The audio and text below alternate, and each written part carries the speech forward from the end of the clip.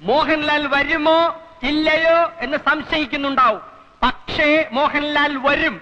വരില്ലേ? വരും.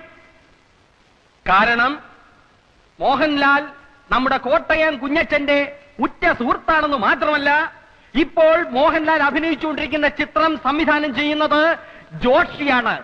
നമ്മുടെ കുഞ്ഞച്ചൻ പല മാന്യന്മാരും സമുദായ സ്നേഹികളും മഹാത്മാഗാന്ധി മുതൽ AK ഗോപാലൻ വരെ ജയിലിൽ കിടന്നിട്ടുള്ളവരാണ്.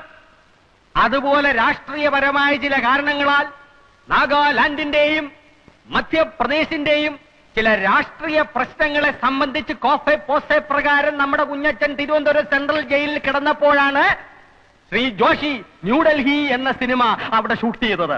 അക്കാലം മുതലുള്ള അവരുടെ ഗാഢവും സുദൃഢവും അഗാധവും ദീർഘവുമായ ബന്ധത്തിന്റെ പുറത്താണ് ജോഷി മോഹൻലാലിനെ വിട്ടുകൊടുക്കാമെന്ന് സമ്മതിച്ചത്.